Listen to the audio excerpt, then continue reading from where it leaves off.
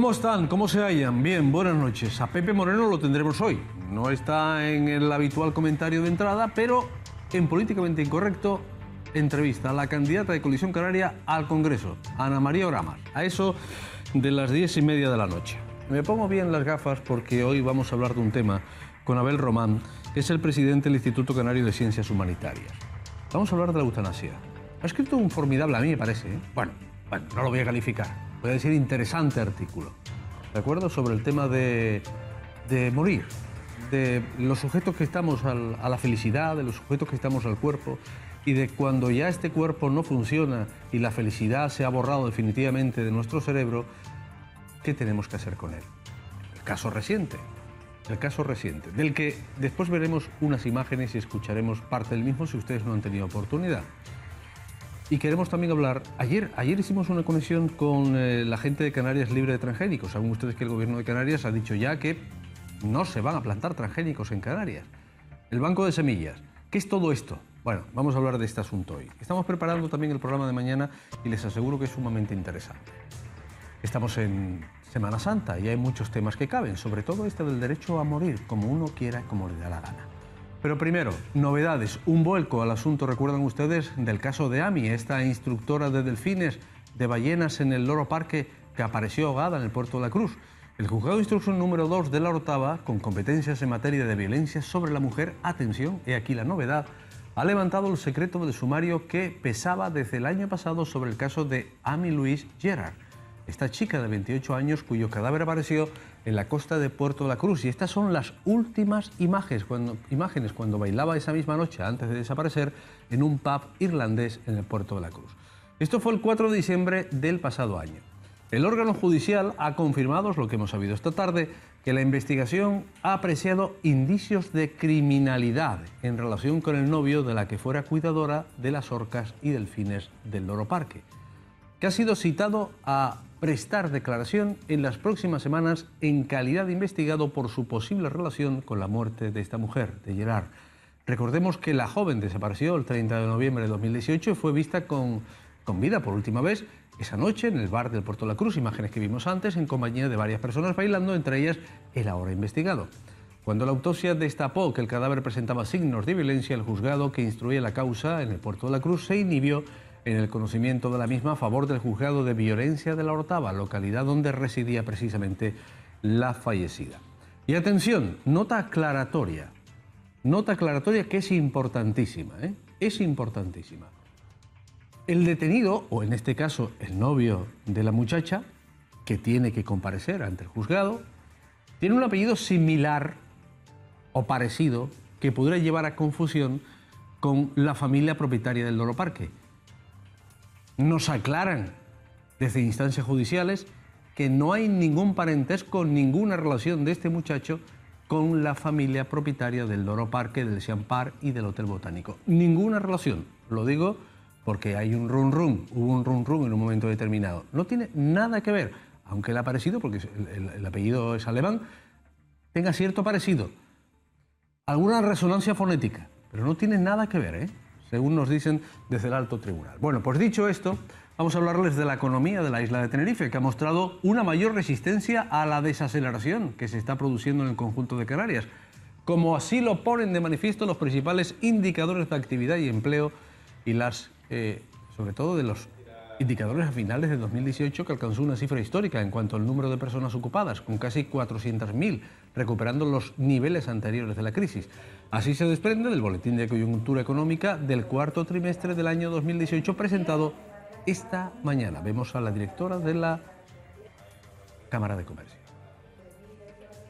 La isla resiste mejor que el resto del archipiélago este periodo de desaceleración, manteniendo el ritmo a final del año pasado del ejercicio 2018, y que ya con una visión más a lo que puede ocurrir este año, seguimos instalados en un periodo de incertidumbre, ¿no? Marcado pues por factores como el Brexit, el enfriamiento de economías como la alemana y la italiana, la incertidumbre también derivada de la guerra comercial entre China y Estados Unidos.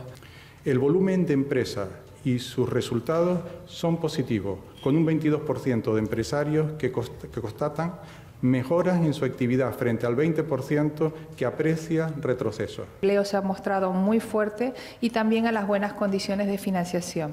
En materia de inversión, pues también hemos visto nuevos incrementos de empresas con una cierta tendencia a la desaceleración, pero seguimos teniendo capacidad de crecimiento.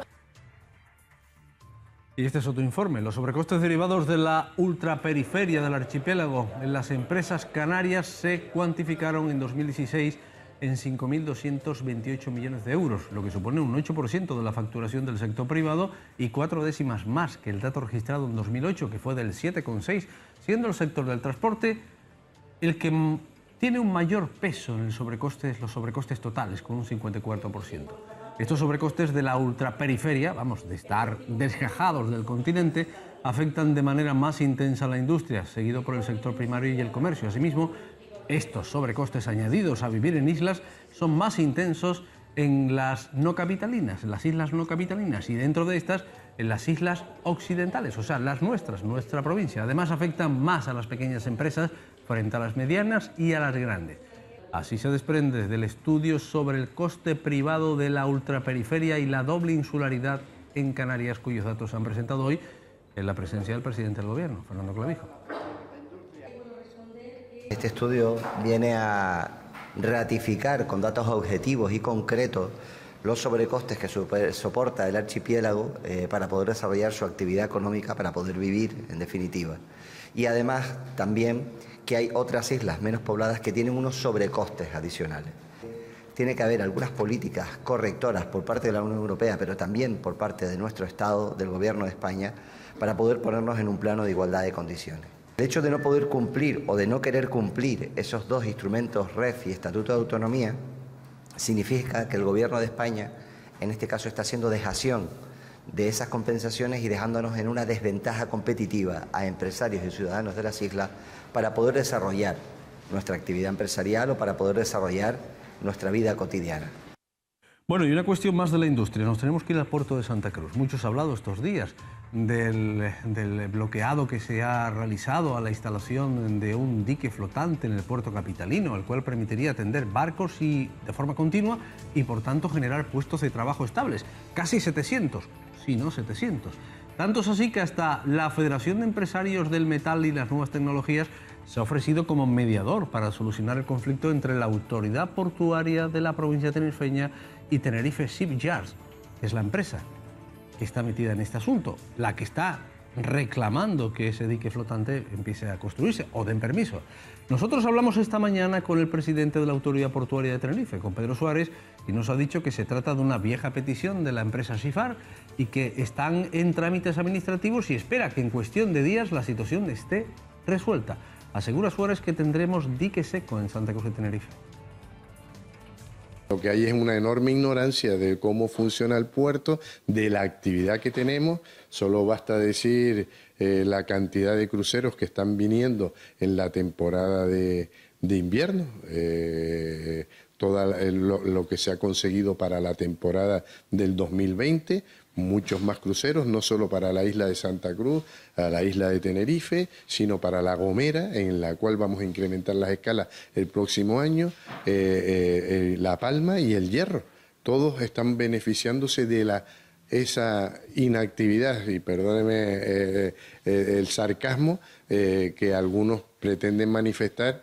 Bueno, yo creo que malentendiendo que eso le puede dar algún rédito político. Desde luego, inactividad ninguna. Bueno, atención, porque estas declaraciones son las que tenían que venir ahora. Pedro Suárez respondiendo al Partido Socialista sobre el comunicado en el que venía a decir que ha alertado de la creciente inactividad del puerto de Santa Cruz. Así es como respondía a los socialistas Pedro Suárez, pero en referencia a lo del famoso dique, que es lo que nos interesa ahora. Esta era la respuesta. Lo que hay es una enorme ignorancia de cómo funciona el puerto, de la actividad que tenemos. Solo basta decir la cantidad de... Pues es una lástima, porque las dos declaraciones dicen exactamente lo mismo y no era nuestro interés. Pero bueno, ya les he contado, ustedes se los voy a decir otra vez. Les voy a contar lo que ha dicho el presidente de la Autoridad Portuaria. Lo tengo por aquí. Y lo quiero decir porque voy a hablar ahora mismo con el... ¿Tenemos la conexión telefónica? Vale, con Mario Suárez, director de Desarrollo y Estrategia de la empresa Shipyard. Bueno, lo tengo por aquí y lo quiero leer, lo digo porque voy a hablar con él. Ahora no lo encuentro. Bueno, lo encontraré, pero me parece que don Mario me ha escuchado perfectamente y me gustaría que me dijera qué es lo que está pasando exactamente con el puerto, porque esta mañana en Radio El Día le escuchaba decir que lo que quieren es que se vayan al puerto de Granadilla, esta empresa, Shipyards. Y eso llevaría a un grave problema, sobre todo porque nos decía este señor, Mario Suárez, esta mañana en Radio El Día, que eso va a ocasionar un problema grandísimo, sobre todo por los vientos, porque la mayoría del tiempo no se va a poder operar en Granadilla. Señor Suárez, buenas noches. Hola, buenas noches. Bueno, ¿cómo está la situación ahora mismo? ¿Tendrán ustedes emplazamiento en el puerto de Santa Cruz? ¿Han hablado las últimas horas con el presidente de la autoridad portuaria? ¿O se tendrán que ir a Granadilla si es que el tiempo les deja? Hombre, confiamos en que sí, en que finalmente podamos resolver las negociaciones. Ya el presidente Pedro Suárez nos ha dado todo su apoyo. Y en las próximas horas, en concreto mañana, pues tendremos una mesa de negociación en la que nosotros esperamos por fin se resuelvan los detalles técnicos. Va a ser una reunión técnica simplemente.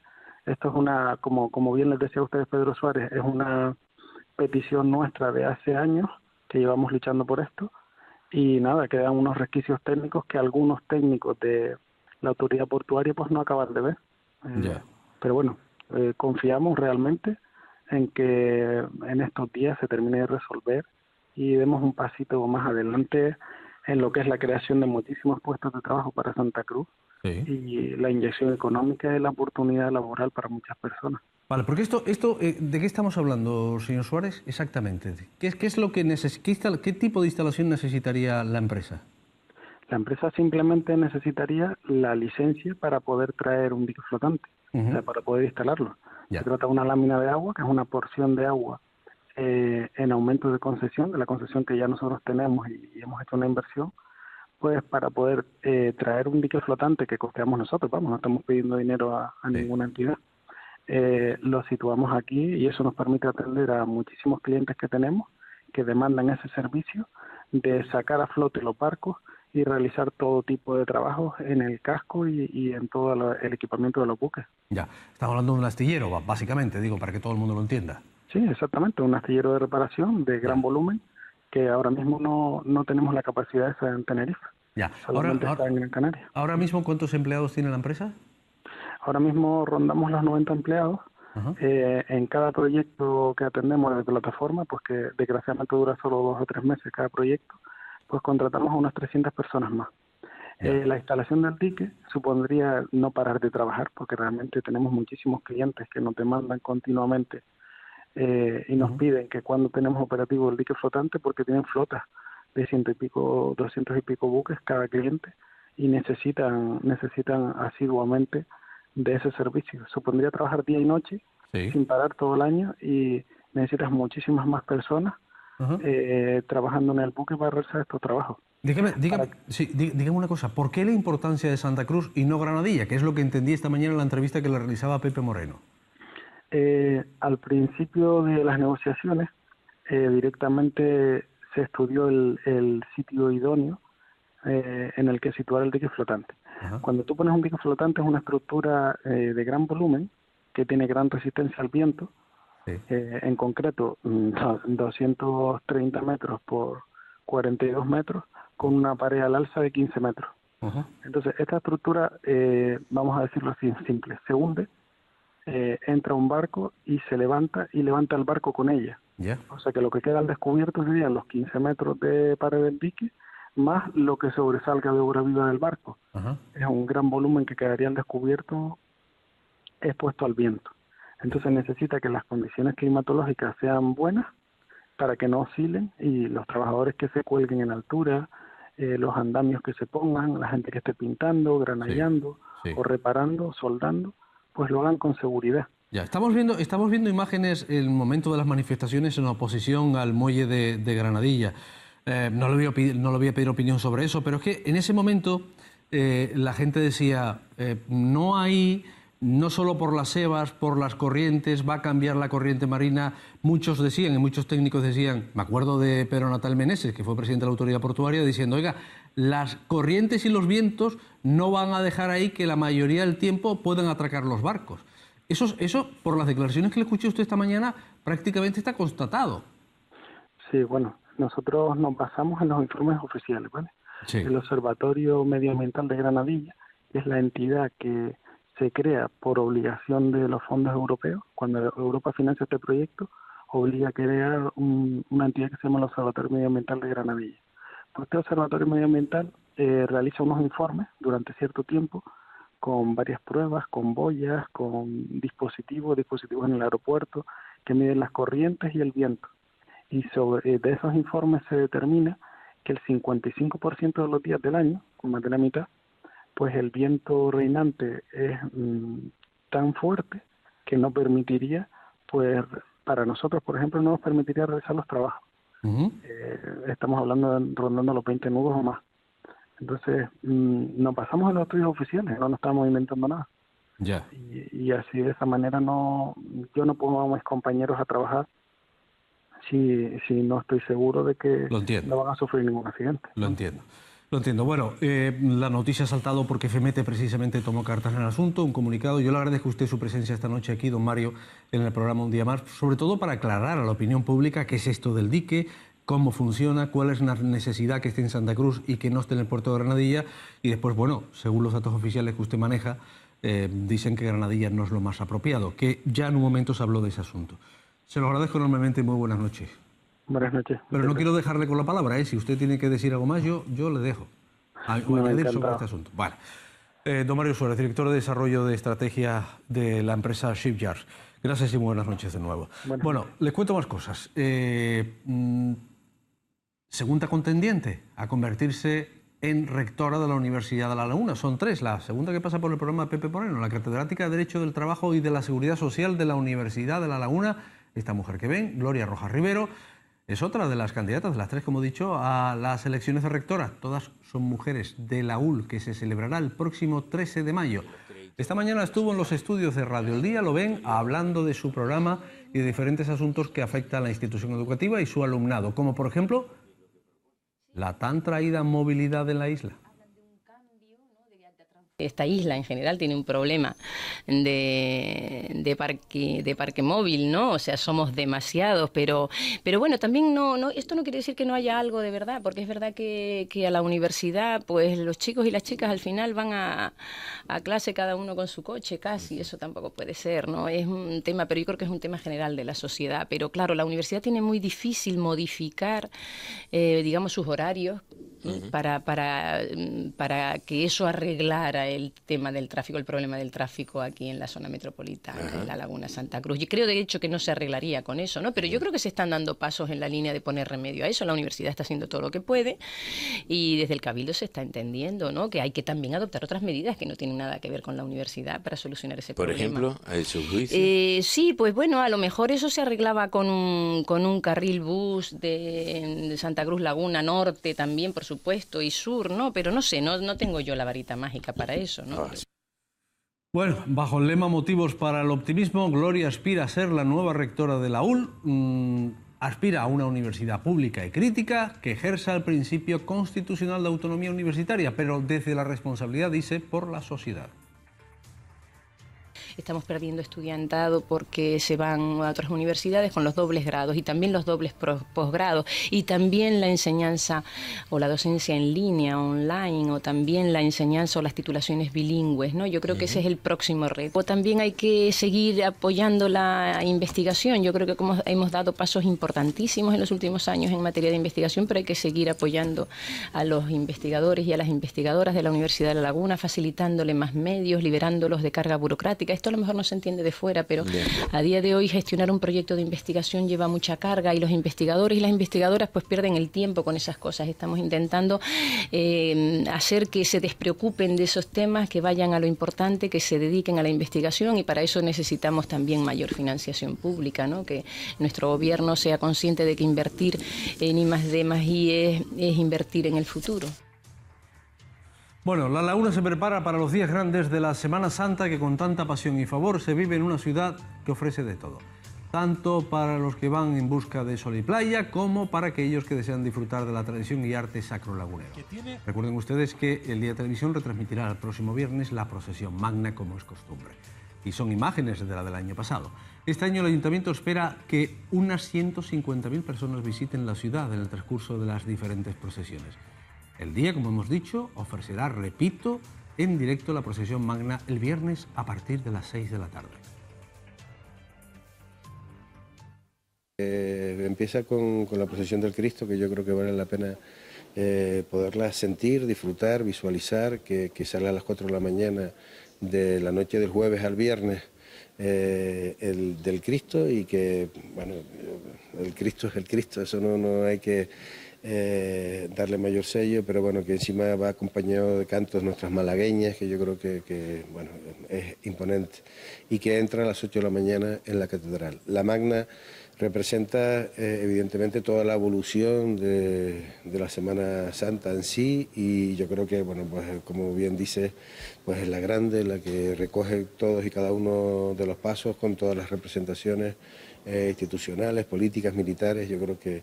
Y después está la del silencio, que es otro de los momentos cruciales, que a mí me parece que son de las más bonitas. Se apagan las luces durante el trayecto y, desde luego, yo creo que son de las que vale la pena ver. Bueno, están los estudios Abel Román, presidente del Instituto Canario de Ciencias Humanitarias. Hay un interesante artículo que tengo por aquí, hoy se me traspapelan las cosas, pero este lo tengo bien, que titula La eutanasia, un acto de espiritualidad. Y entonces, muy buenas noches, señor Román. Entonces se me ocurrió que sería interesante que estuviera en este plató. Fíjese usted, venimos de la Semana Santa, estamos hablando de la espiritualidad, pero vamos a hablar de la eutanasia. Mire, esta obra de teatro tan interesante. Vamos a escuchar un poquito. Adelante.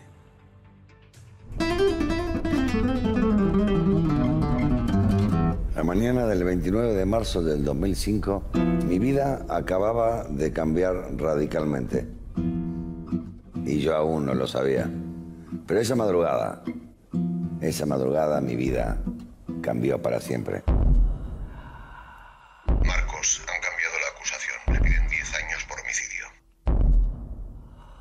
La mujer a la que yo maté se llamaba Carmen. Tenía 82 años. Aunque yo no hubiera tomado la decisión, ella, Carmen, estaba muerta. Hubo un tiempo en que fui hermoso y fui libre de verdad. Me declaré culpable para no ir a la cárcel. Es Marco Ariel Horman. Fue condenado a 1 año de prisión tras ayudar a morir a una paciente terminal por petición de su hija. Ahora cuenta su caso en primera persona en una obra de teatro. El día en el que Ángel Hernández fue detenido por ayudar a morir a su mujer, a María José Carrasco, enferma de esclerosis múltiple desde hacía 30 años, sintió rabia e impotencia. La misma que vivió en primera persona cuando en 2005 la hija de una de sus pacientes terminales le pidió que acabase con el sufrimiento de su madre. Y así lo hizo. Dijo, le provoqué la muerte porque creo ante todo en la vida. Soy médico. El primer médico condenado en España por practicar la eutanasia. Es larga la carretera. Hemos hablado de un caso que ha vuelto a salir a la opinión pública. Y salió por este vídeo. Vamos a extractar un poquito del mismo. Es duro, pero es imprescindible. Bueno, María José, vamos a grabar este testimonio porque es muy importante.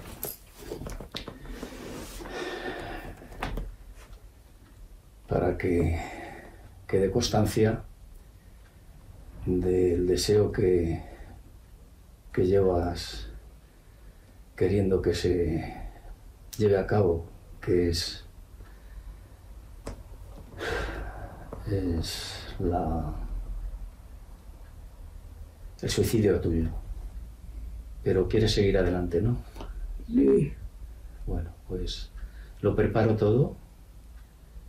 Te voy a dar lo que con mucho esfuerzo, cuando todavía podías un poco manejar tus manos, que conseguiste a través de internet el pentobarbital sódico. Lo tenemos ahí guardado. ¿Estás decidida? Sí. Pues adelante. A ver, dame la mano que quiero notar la ausencia definitiva de tu sufrimiento. La Fiscalía no ve violencia de género en este caso, como sí la vio la juez. Marcos Ariel, el médico que vimos antes, ahora de actor médico, ha iniciado una recogida de firmas a través de la plataforma Change.org pidiendo la absolución de este hombre, de Ángel Hernández, ante la Fiscalía de Madrid. Ya lleva más de 500.000 firmas de apoyo en solo 5 días. Y este que hemos visto era el momento en que Ángel Hernández ayudó a morir a su esposa, a Carrasco. Eutanasia, un acto de espiritualidad. En esta Semana Santa, nunca mejor ha venido este tema.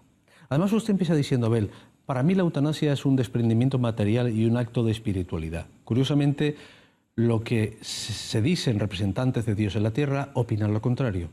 No intento imponer mi criterio a nadie, solo ser útil aportando unos elementos de juicio que puedo ayudar a los demás. Si no es el caso, no pasa nada.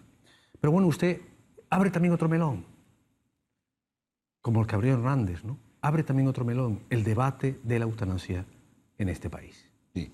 Vamos a ver.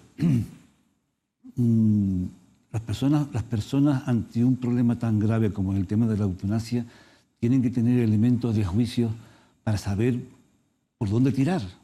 No se puede quedar uno simplemente en decir que matar a una persona es pecado mortal y va al infierno y ya está. No, tiene uno que tener argumentos. Entonces, los argumentos son los siguientes. Hay que responder a la célebre pregunta de qué es lo que hacemos aquí. Son 3 preguntas básicas: de dónde venimos, qué hacemos aquí y a dónde vamos. Pero vamos a centrarnos en la pregunta ¿qué hacemos aquí? ¿Qué hacemos aquí? Estamos aquí para ser felices. Pero ¿qué ocurre? Cuando nos apartamos de las normas de lo que provoca la felicidad, nos produce sufrimiento.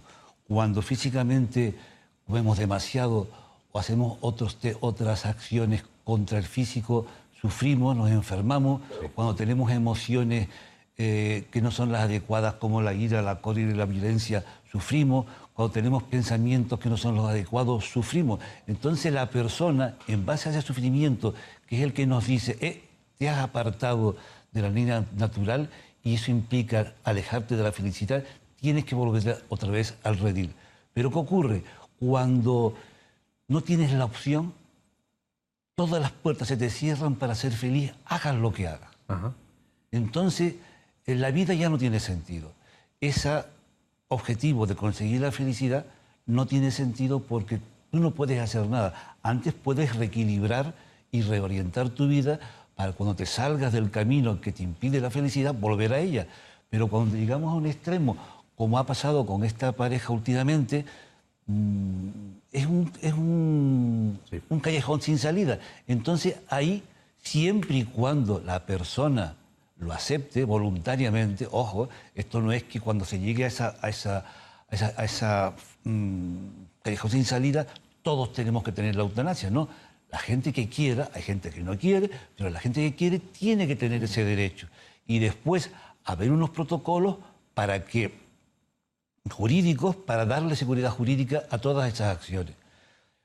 Hay también otro tema muy importante. Se quiere legislar ahora el tema de la eutanasia, pero también no olvidemos que hay una legislación sobre los derechos del paciente donde el paciente tiene el derecho a elegir tratamiento. Y esa ley existe. ¿A elegir tratamiento o a elegir cómo morir? Había que coger y estudiar ese tema porque el tratamiento final, sí. ¿Cuál es?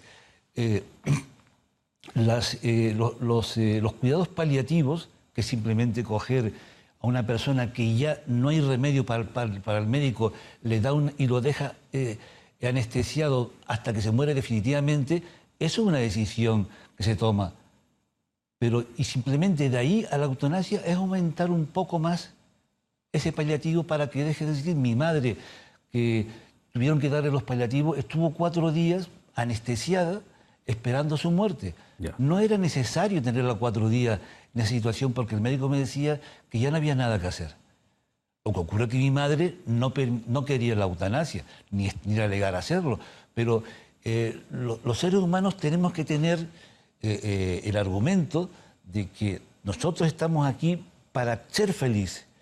Cualquier cosa que impide esa felicidad viene el sufrimiento y lo corregimos. Ya. Pero cuando no hay manera en absoluto de corregir ese sufrimiento, tenemos derecho, y además es un acto inhumanitario, el obligarte a sufrir, sin ningún porqué, sin ninguna salida.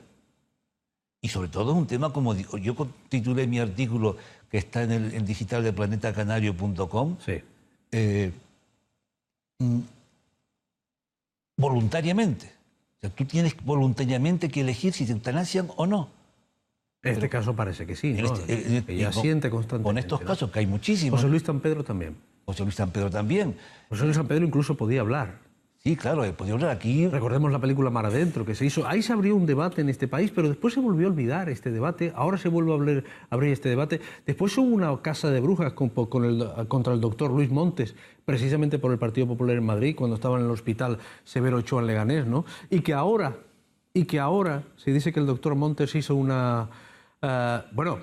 todos los facultativos que rodeaban al doctor Montes siempre hablaron de un tipo extraordinario, un tipo fuera de serie, ¿no? Y que ayudó a morir a muchas personas, claro, en paz. Claro, porque es un acto humanitario que es Pero le costó prácticamente la vida al doctor Montes. Claro, es que estamos ante una oposición por parte de un sector de la sociedad. Mire usted, hay dos factores... Y cualquiera le mete mano al asunto, ¿eh? O sea, en este país cualquier médico al que un paciente, después de pasar lo que está pasando, le dice, oiga, yo estoy ya en paliativos, acabe conmigo una vez por todas, ¿qué médico hace eso? Claro, no hay respaldo. Primero los médicos no saben, porque es un tema ilegal, se puede hacer de una manera oculta, ¿no? Sí. Pero tienes que dejar que una persona muera sufriendo. Mi padre murió sufriendo. Claro, entonces es un acto humanitario. Es decir, tenemos dos paredes frontales. Uno, la familia, que piensa más en su egoísmo antes que en el bienestar del enfermo, no quiere separarse de ese ser y lo deja sufrir, un acto de egoísmo por parte de la familia.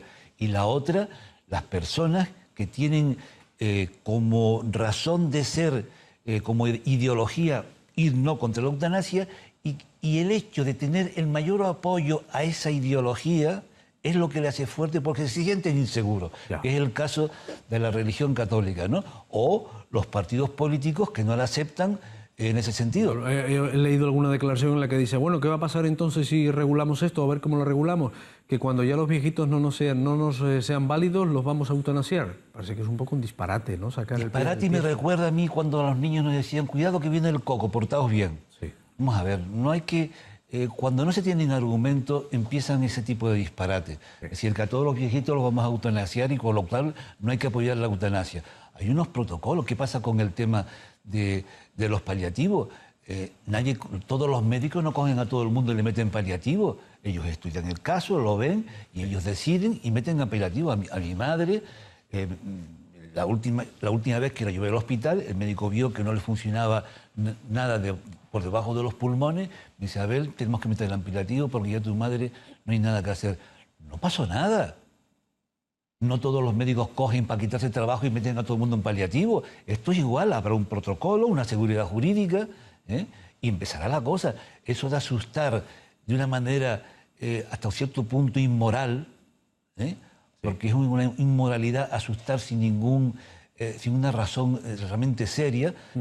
Esto no se va a hacer. Cuando se legalice la eutanasia, habrá un protocolo jurídico, los médicos tendrán su manera de hacer las cosas y no va a pasar nada. Y sobre todo lo que va a primar es aliviar el sufrimiento a personas que no lo necesitan ni les lleva ningún sentido. Esto es fundamental. Y sobre todo es un acto de espiritualidad porque es curioso cómo los que no quieren morir se aferran a la materia. Y curiosamente, un sector como es la Iglesia, que tiene que ser representante de la espiritualidad en la tierra, hace todo lo contrario. Por eso es importante que, aunque tú tengas una visión trascendental o no, tengas un argumento para decir si vale la pena la eutanasia o no. Sí, es que se legisla hasta en nuestro derecho a morir y cómo tenemos que morir, ¿no? Carecemos de libertad hasta ese punto. Exactamente, es una falta de libertad y repito, en el reglamento del paciente, el derecho decide el tratamiento. Y ese es un tratamiento final. ¿Qué final quiere? ¿Los cuidados paliativos o la eutanasia? Y eso, el otro día estaba yo pensando en esto, digo, desde luego, por aquí habría una posibilidad de que también se aplicase la ley del paciente, de que el paciente decide qué hacer. Cuando, por ejemplo, uno va a tener una operación, te presentan unas hojas... Sí, para evitar responsabilidades, te dicen, mire, usted en esta operación puede morir. Sí. Usted acepta su responsabilidad y quita la responsabilidad. Entonces, hay todos unos protocolos que se pueden hacer y los médicos se curan en salud. Aquí podría ser lo mismo. Claro.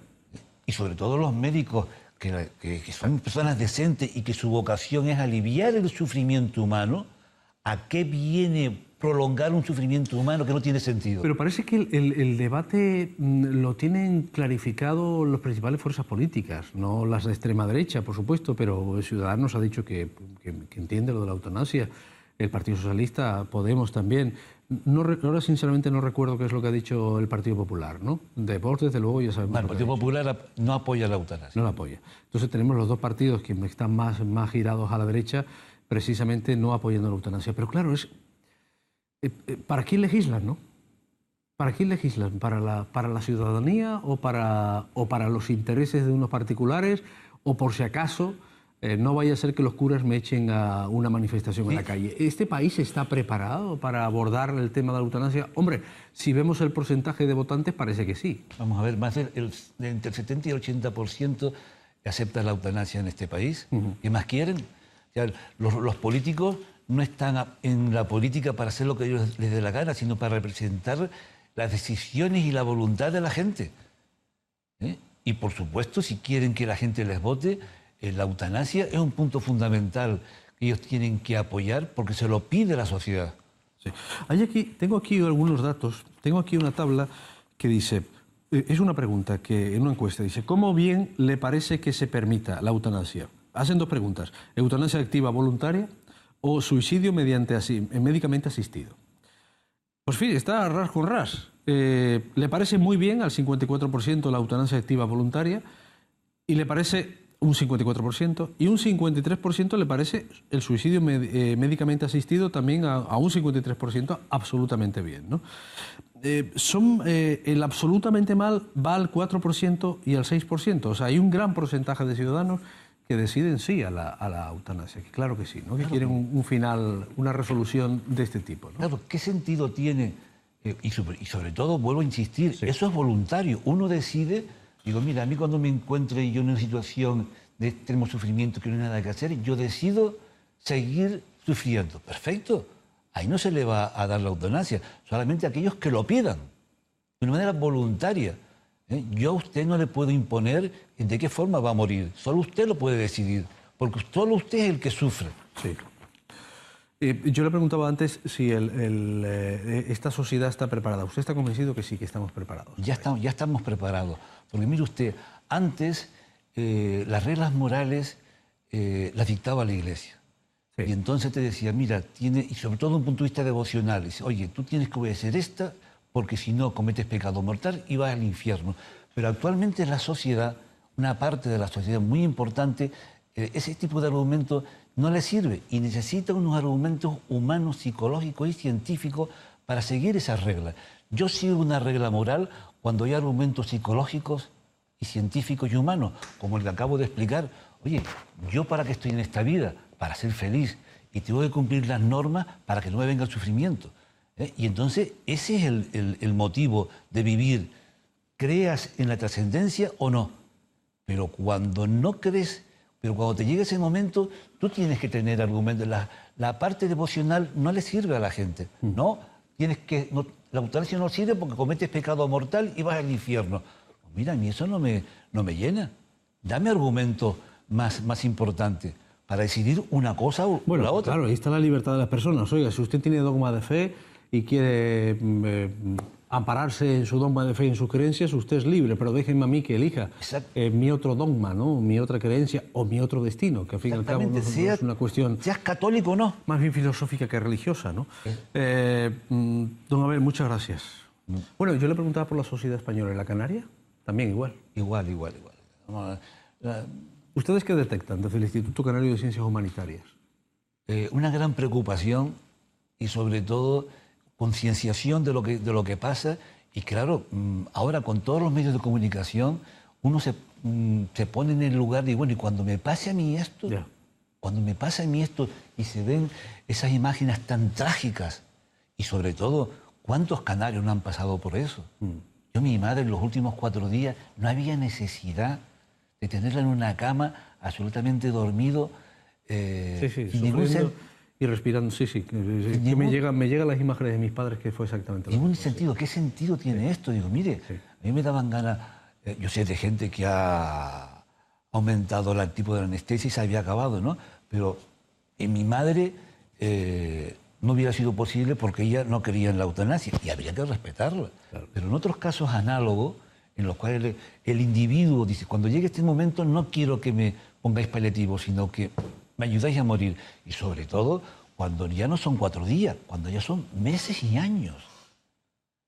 En lo cual no hay la filosofía por la cual estamos aquí, que es para ser felices, es imposible. Aquí llamamos la muerte digna, y ya termino. O sea, la muerte digna, claro. A respetar la voluntad de las personas para dejar de sufrir inútilmente. Porque mire usted, hay que sufrir, la gente que cree que hay que sufrir y no hay que matarlo. Entonces, cuando a uno le duele la cabeza, ¿por qué tomamos un calmante? Si hay que sufrir, ¿por qué tomamos? También sería pecado tomar un calmante si tiene usted un dolor de cabeza. Es que exagerando, ¿no? Sí. Pero si usted se pone a pensar, no, tienes que sufrir y se acabó. Yeah. Pero si no quiero, porque ya ni siquiera la morfina o los medicamentos hacen efecto. Hacen nada, sí. Entonces, se pone usted a pensar y empezar a sacar conclusiones. Teresa, ahora con el tiempo se ha sabido que Teresa de Calcuta decía que la enfermedad había que llevarla con sufrimiento, ¿no? Y muchos de los que estuvieron al lado de Teresa de Calcuta decían que era una barbaridad, cómo se dejaba que la gente sufriera tanto, ¿no? Y los enfermos prácticamente no les daba... Mire, muy poca cosa les asistía, ¿no? Dice que el sufrimiento curaba. No, hay un tema muy importante. Si usted sigue las reglas de la naturaleza, sufrir es innecesario.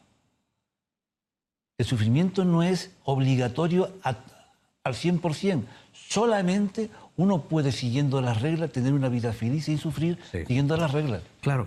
Y ahora sí que termino de verdad, porque está la doble vertiente. Está la vertiente del que está dentro, del que quiere irse, como es el caso de María José Carrasco, y del que está fuera, ¿no? Su marido, que es el que ayuda a irse, ¿no? Está el egoísmo del que hablaba usted antes, ¿no? Decir, bueno, tengo un ser querido, no quiero que se vaya, no quiero que abandone, me duele. Hay un montón de conceptos culturales, religiosos si quiere usted, pero principalmente culturales, que son los que hacen que no dejemos ir a esa persona.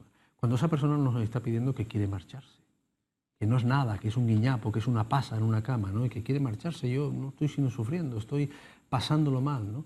He arreglado mis cosas, yo quiero irme. Además, he sabido que llegan a un estado, no sé si mántrico, ¿no?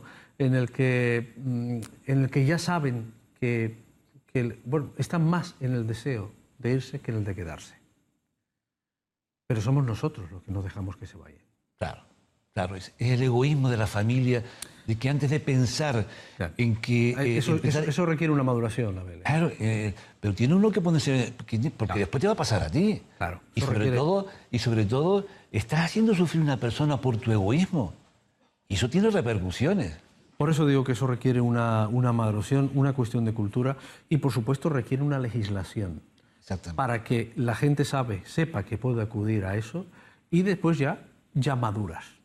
Ya maduras y sobre todo un protocolo que dé una seguridad jurídica. Desde luego. Que todo lo tiene que tener. Y sobre todo, no se puede uno basar en asustar a la gente para cumplir el objetivo de tú estar seguro para defender tus posturas. Eso es realmente inmoral. Gracias, buenas noches. Muchas gracias. Gracias, buenas noches por habernos contado aquí la opinión del Instituto Canario de Ciencias Humanitarias, pero su opinión a raíz, insisto, de un artículo que leí y que me llamó poderosamente la atención, no solamente me conmovió, y principalmente porque, bueno, hemos visto lo que hemos visto en este país y lo que sigue sucediendo en este país sobre sobre la cuestión de la eutanasia, que ha entrado a formar parte del debate político de estas elecciones generales. Bien, venga, volvemos después. Vamos a hablar del banco de semillas. Ayer avanzamos sobre el tema de los alimentos transgénicos. ¿Qué es todo eso? ¿Qué nos va a suponer eso? ¿Qué nos puede suponer? Y demás cuestiones que tienen que ver con la soberanía alimentaria. ¿Es posible? ¿Es posible la soberanía alimentaria en esta tierra? Bueno, yo voy a formular esas preguntas, a ver si el interviniente me las responde.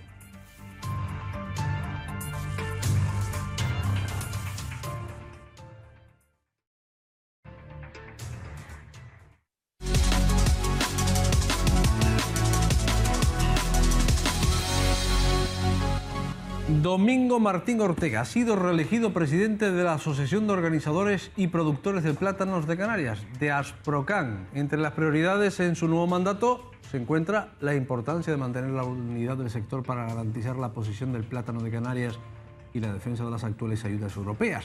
Vanessa Luz Ravelo nos lo cuenta, ha estado hoy con él. Domingo Martín Ortega, tras su elección, se ha mostrado agradecido por la renovación de la confianza de los representantes de la Asamblea y ha querido hacer hincapié en la importancia de continuar avanzando en las líneas de actuación prioritarias en las que viene trabajando Asprocan, especialmente en este momento que ha definido como clave a nivel político y social, tanto en España como en Europa, como consecuencia de la renovación de todas las instituciones a nivel regional, nacional y comunitario en este 2019. Los asuntos siguen siendo los mismos que hace un año y es sobre todo fundamentalmente la nueva negociación de los presupuestos comunitarios de agricultura ante el Brexit y lo complicado que es mantener esas ayudas, pero para eso trabajamos asociados con Francia y Portugal y esperamos al final obtener un resultado positivo. Tras las elecciones europeas iniciaremos negociaciones profundas al respecto, ¿no? Por otra parte, también seguir invirtiendo en publicidad, que ahí nos va la vida. Los 40 años que Plátano de Canarias ha invertido en publicidad le han posibilitado seguir viviendo hoy todavía y compitiendo con la banana en el mercado español. Y por otra, seguir buscando estrategias que eviten las crisis de mercado que ocurren todos los años en algún periodo del año en que hay una acumulación de fruta que da lugar a hundimientos de precios muy bajos para los productores y que tratamos de evitar esas situaciones abriendo mercados o buscando una colaboración mejor con los bancos de alimentos y en última instancia aplicando medidas más duras como las retiradas, ¿no? En el marco de la Asamblea General Ordinaria se analizaron los puntos de relevancia para el plátano de Canarias de cara a este año 2019 y se aprobaron los presupuestos de la asociación. Bueno, vamos a seguir hablando de este asunto. Cuando tengamos preparado un vídeo que nos acaba de llegar, lo emitimos, ¿de acuerdo? Que tiene que ver con enfrentamiento con la policía nacional. ¿Lo tenemos? Bueno, pues esto ha sido esta tarde, a las afueras del... Esta tarde noche, ahora mismo, a las afueras del recinto ferial de Santa Cruz de Tenerife, donde uno de los líderes de la formación ultraderechista Vox daba un mitin, se encontraba allí con sus allegados y bueno, frente al lugar, que no en el recinto ferial, sino en el otro lado de la acera, gente protestando y carga policial. Yo lo que estoy viendo las imágenes por primera vez y ustedes pueden sacar sus conclusiones. El acto es en el recinto ferial. Por lo que veo están protestando en el otro lado de la carretera, en el otro lado del recinto ferial, en el parking, protestando en contra de la presencia del líder de la ultraderecha. Y carga policial. ¿Se puede escuchar lo que dicen las imágenes?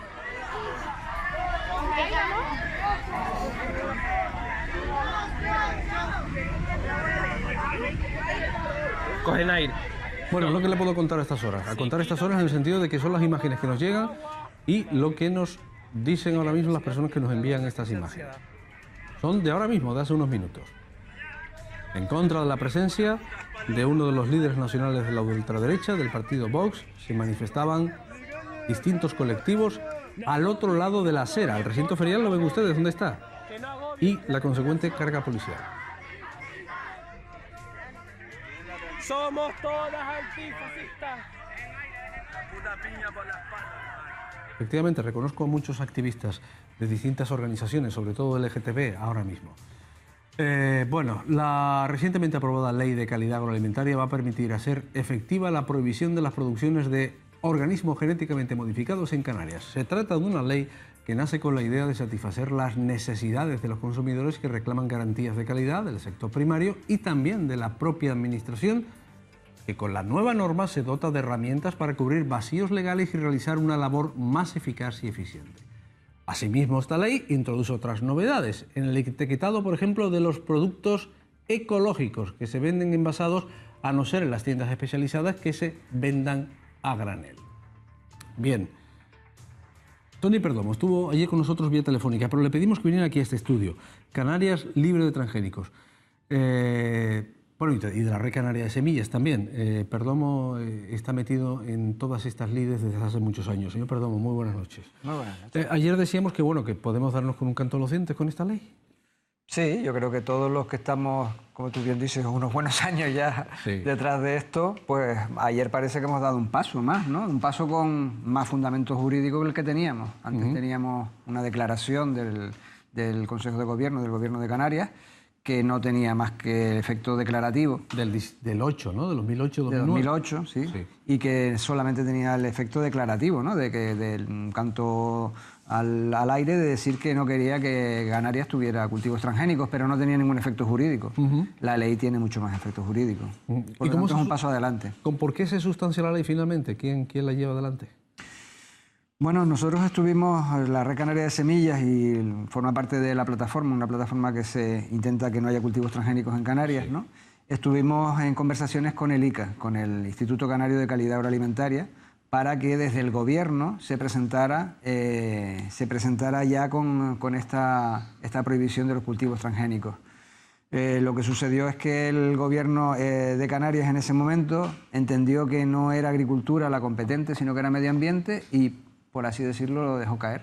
Es decir, en la propuesta inicial del Gobierno de Canarias no figuraba la prohibición de cultivos transgénicos, en esta ley en esta ley no figuraba, ¿no?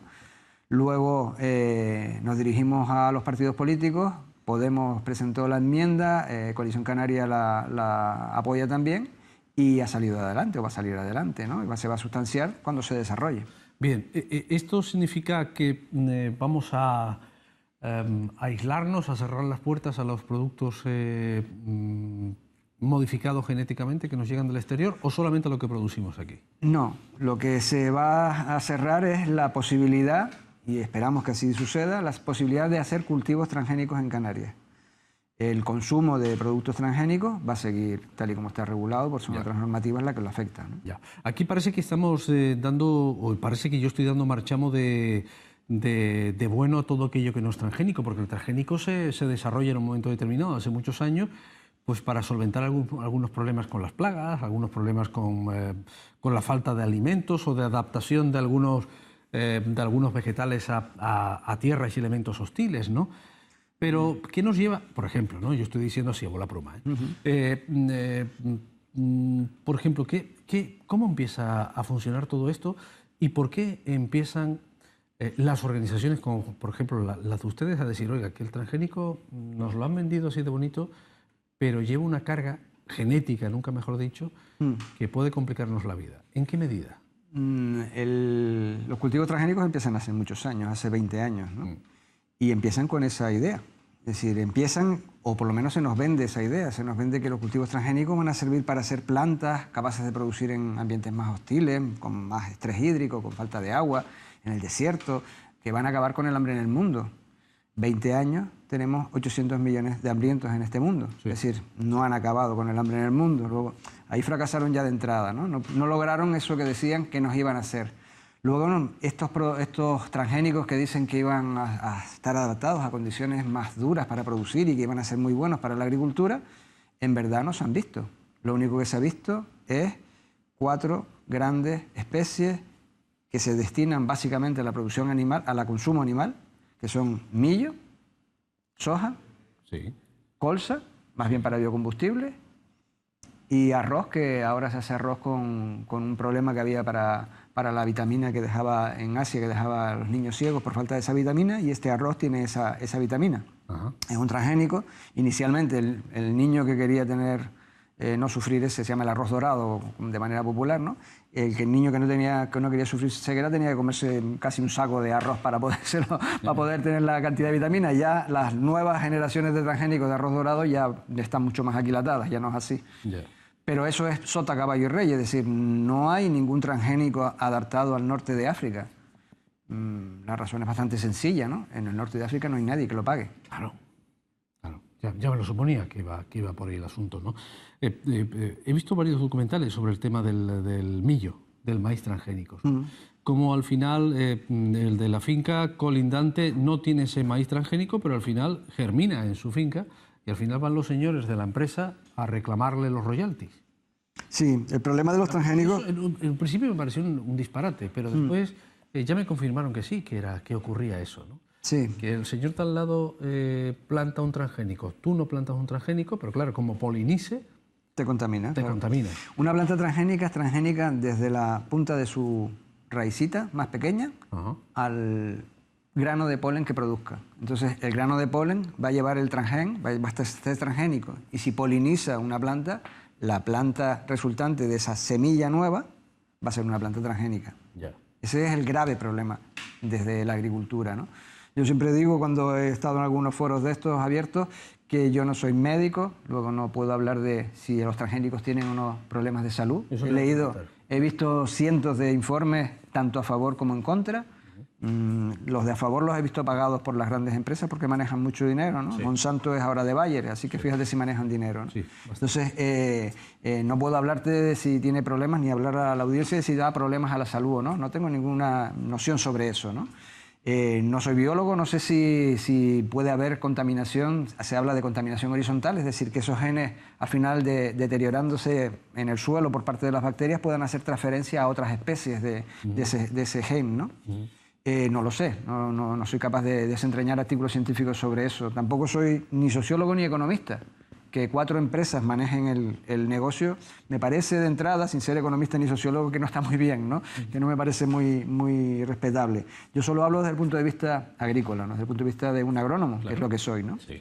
Y yo lo que no entiendo es cómo puede ser que alguien que haga un cultivo ecológico hoy en día de millo en Cataluña o en Aragón se vea absolutamente imposible de llevarlo a cabo.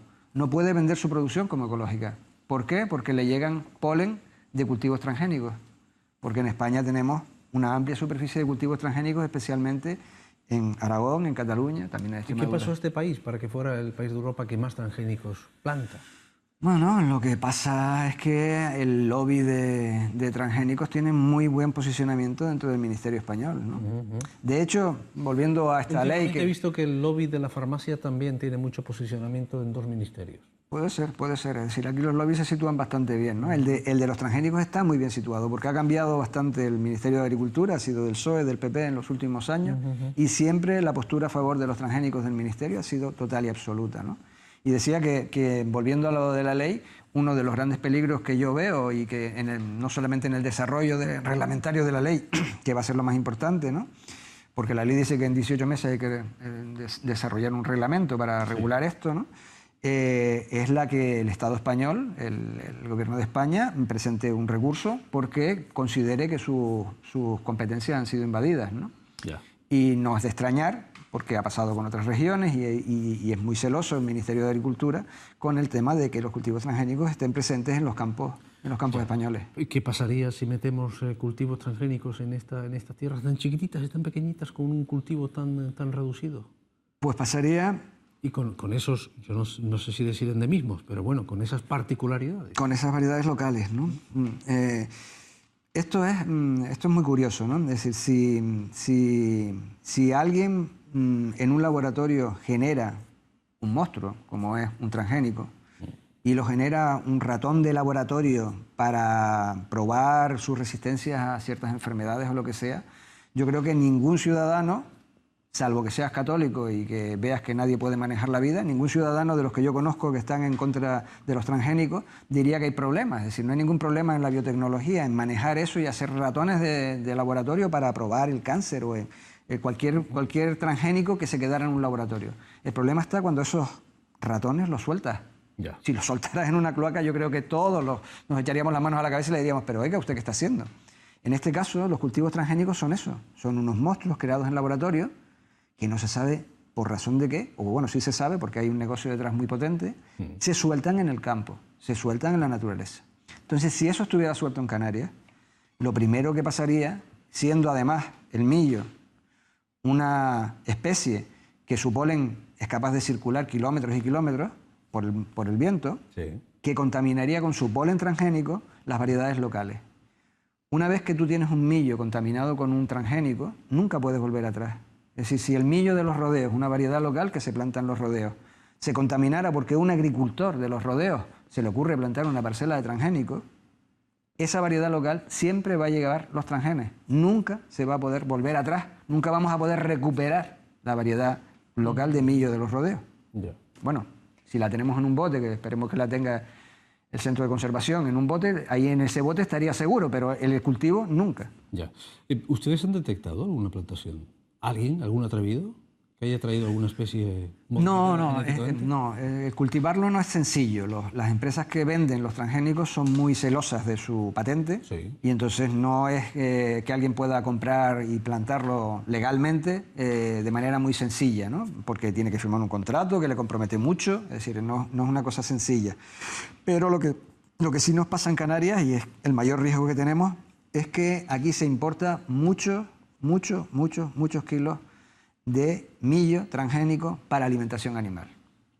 De hecho, el 90% del millo que se produce en el mundo es para alimentación animal. Pero ese millo, si se planta, igual sale, ¿no? Y ese es el problema. Que a alguien se le ocurra, por ignorancia, por pensar que le va a salir una cosecha buena y en verdad no sale una buena cosecha, y además como se entere el vendedor, el que tiene la patente le cae encima, es decir, que por ignorancia vamos a ponerle, esa millo llegue a florecer, llegue a dar polen y contamine nuestros cultivos. Por eso desde la plataforma Canarias Libres de Transgénicos lo que hemos pedido, y esperamos que en la regulación venga, es que el millo que entre, esos barcos de millo que entran, se pasen por una máquina de manera que rompa el grano. Una vez roto el grano, en 2 o en 4 trozos, primero que para el animal es mejor, porque se asimila mejor, y segundo, ya no hay posibilidad de sembrarlo. Vale. Una vez que rompes el grano de millo, no germina, no brota. Mientras se rompe el embrión ya no va a germinar. Y claro, después hay otras cosas, ¿no? Con el tema de los elementos modificados genéticamente, ¿no? Los trucos en el etiquetado. Cuando vas al supermercado, ¿no? Tienes que tener mucho cuidado con lo que compras. Y no están obligados todos a decir si está modificado o no está modificado genéticamente. Bueno, yo he leído, por ejemplo, alguna leche de soja en la que decía algo así como que no se hacían responsables porque no estaba claro si estaba modificado o no modificado genéticamente, ¿no? Era tal galimatías que no sabía si estaba o no estaba modificado genéticamente. Esto es muy interesante lo que estás planteando, porque si te decía, yo hablo como desde la agricultura, también puedo hablar como consumidor, que eso sí lo soy. No soy biólogo, no soy médico, pero sí soy consumidor, ¿no? Y a mí me fastidia mucho que no me dejen elegir lo que quiero consumir. Es decir, yo no entiendo por qué alguien pro transgénico, alguien que está a favor de los transgénicos, le molesta que yo, en mi ignorancia será, según él es en mi ignorancia, no quiera consumir transgénicos. ¿Por qué no me deja elegir? ¿Por qué no me lo pone en el etiquetado? En el caso de Europa, en el caso de Estados Unidos es absoluto, pero en el caso de Europa sucede que los etiquetados de cuando consumes un transgénico directamente, es decir, cuando te comes una galleta de soja, una leche de soja que sea hecha con soja transgénica, tiene obligatoriamente que ponerlo. La cosa es que lo cumpla o no, pero bueno, tiene que, como la gente nos adelanta a 120 por la autopista, ¿no? Pero tiene obligatoriamente que ponerlo en Europa. Lo que no sucede en Europa, en Canarias, no sucede que ese millo transgénico que ha entrado por el muelle y que consumen los animales, una gallina que solo coma millo transgénico, ponga un huevo y cuando me vendan ese huevo me digan, esta gallina consume millo transgénico. Eso no pasa. Este litro de leche viene de una vaca que come pienso transgénico. Eso no pasa. No pasa en Europa. Y si recuerdas, te dije que el 90% del producto transgénico se destina a alimentación animal. Qué curioso. Es decir, justamente eso es lo que no se etiqueta. Pero, por ejemplo, un producto ecológico no puede ser un alimento transgénico. Sería la única garantía. Es decir, si un consumidor hoy quiere comerse un huevo y estar seguro de que esa gallina no ha probado un grano de millo transgénico, es que compra un huevo ecológico. Tiene que estar certificado, con lo cual. Tiene que estar certificado. Es la única garantía que tenemos porque no quieren que identifiquen los huevos, la leche, el queso, como de animales que solo han comido transgénicos. ¿Qué significa la red canaria de semillas? ¿El crisol ahí donde ustedes tienen guardados el...? Bonito, sí. Poético el crisol. Sí, ¿qué tienen ahí? ¿Qué es esto? Sí. ¿Qué Pues es? es un crisol, mira, me ha gustado la imagen, ¿no? Es un crisol donde se ha fundido las voluntades de muchos agricultores y agricultoras ecológicos, ¿no? Que piensan que las variedades locales tienen un papel.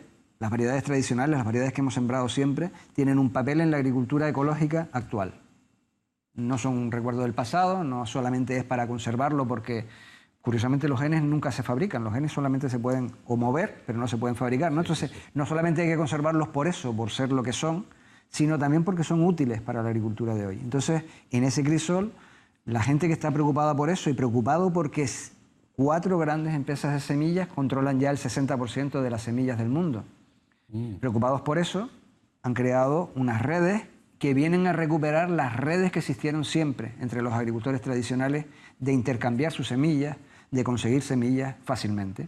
Entonces, lo que hace la red de semillas es poner a disposición de agricultores y agricultoras ecológicas semillas de variedades locales, semillas es devolverle a los agricultores y a las agricultoras el poder de producir su propia semilla. Tony, ¿cómo no nos hemos dado cuenta de cómo va esa mancha se va extendiendo, ¿no? 60%, el control del 60% de las semillas las tienen unos señores, que al fin y al cabo es como el que tiene el control del agua. Te cierro, te abro el agua cuando me dé la gana, y si no, pagas, ¿no? Si fueran unos señores, pero encima son las grandes corporaciones, es decir, que no tienen ni siquiera cara de señor. Claro. ¿Cómo es posible que estas cosas hayan ocurrido? Vivimos en una dinámica capitalista que hace que no podamos nacionalizar ni siquiera las semillas, que cada país, como tiene una gran biblioteca de Alejandría o muchas bibliotecas, tengan sus bancos de semillas. Bueno, tiene sus bancos de conservación, ¿no? España tiene un banco de conservación, está en Madrid, el Centro de Recursos Fitogenéticos. Sí, pero hasta el punto de decir, no, esto no es controlable, esto es patrimonio. Pero estamos hablando de que los agricultores tenían hasta hace 70 años, o 75 años, tenían el poder de producir su propia semilla. Era sencillo y no le entendían que eso fuera de otra persona, era de los propios agricultores producir su semilla. Y las redes eran para intercambiarlas, para renovar la genética, ¿no? Eso era así. Pero poco a poco, al principio se dijo, bueno, ustedes muchas casas pequeñas, productoras de semillas, se especializan y nosotros les compramos la semilla. Esas pequeñas casas, que antes eran cientos en España, cada vez son menos, cada vez son menos, cada vez son menos. Claro. Entonces, ahora el problema es que la llave de la alimentación son las semillas. Y esa llave la tienen 4 casas. Mire, este banco de semillas o esta red canaria de semillas nos llevaría a la soberanía alimentaria aquí en Canarias. ¿Es posible esto? Esa es una de nuestras líneas de trabajo. Igual que estamos en contra de los transgénicos, también estamos a favor de la soberanía alimentaria, ¿no? La soberanía va mucho más allá del autoabastecimiento, ¿no? El autoabastecimiento en Canarias es desgraciadamente una línea descendente año tras año, ¿no? Es decir, siempre estamos cada vez siendo menos autosuficientes en la alimentación en Canarias, ¿no? Ahora, este año 2018, por fin tenemos un estudio bien hecho y con un dato que nos dice, el estudio dice que un dato es una bobería, pensar en un dato, porque habría muchas maneras de mirar el autoabastecimiento, ¿no? En forma de energía, en forma de precio, en forma de volumen, ¿no? Pero el dato que saca la consejería, que lo damos por bueno, es 20,1% de autoabastecimiento, ¿no? Si lo miras en energía es otro y si lo miras en peso es otro, pero bueno, da igual. Lo importante sería que dentro de 5 años no fuera el 18%, sino que estuviéramos en el 21%. Es decir, que cambiáramos la dinámica de cada vez ser menos autosuficientes en Canarias, cada vez depender menos para la alimentación, porque la alimentación es fundamental, ¿no? Sí. Entonces, nosotros, aparte del autoabastecimiento, entendemos, como entiende Vía Campesina, que es un movimiento de campesinos y campesinas pequeños, que hay que ir un poco más allá del autoabastecimiento, hay que ir hacia la soberanía alimentaria. Y la soberanía alimentaria para Vía Campesina y para la red de semillas también implica poder elegir. Y ya hemos dicho que con los transgénicos no te dejan elegir ni lo que consumes ni lo que siembras. Poder comer comida sana, comida que no tenga restos de fitosanitarios, comida que sea respetable con los derechos de los pueblos. Es decir, no me vale de nada un plátano, por muy bueno que sea, si no se respetan los derechos de los trabajadores que están trabajando en esa platanera, ¿no? Como sucede en otros lugares. Desde luego. Todas esas condiciones culturalmente apropiadas, dice también Vía Campesina, ¿no? Es decir, no nos vale que todos tengamos un nivel de autoabastecimiento alto, pero todos comamos pizzas y hamburguesas. Porque no es culturalmente apropiado, no va con nuestra cultura. Después tenemos otra cosa que es la huella de carbono, ¿no? O sea, todo lo que significa traer eso hasta aquí o moverlo, ¿no? Mire, déjeme que alguien pregunta. El millo que viene para los animales se ha sembrado aquí desde siempre, para forraje y abono, no es cosa nueva. Claro, pero antes no venía millo transgénico. Tienes razón. Es decir, antes no venía millo transgénico y el millo de los animales se plantaba para forraje porque se corta en verde, ¿no? Ya. Si se corta en verde, si tú no plantas un transgénico, está cometiendo una ilegalidad que supongo que al dueño de la patente no le va a gustar, pero si lo cortas en verde, el problema no es tanto. El problema es que lo dejes florecer. Claro. Es decir, si tú lo dejas florecer es cuando tienes polen transgénico circulando. Y aunque no sea nuevo, en este caso es un peligro. Alguien dice soberanía alimentaria y acceso al agua para cultivos. Y otra persona, ¿qué opina que se permita el uso de glifosato, eso es un tema que usted conoce bien, Ultra Plus de Bayer, en jardines públicos y huertos de la isla? Y luego se ponga como requisito no tener fincas colindantes donde no se haga uso de los mismos, para las certificaciones ecológicas. Es un mensaje partido en dos, creo que lo he leído bien. Esa es otra de las campañas. Estamos en muchas luchas. La Red Canaria de Semillas está en muchas luchas. Otra es esa. El Cabildo estaba antes echaba glifosato como el que echaba agua, ¿eh? Ya les veo con la segadora.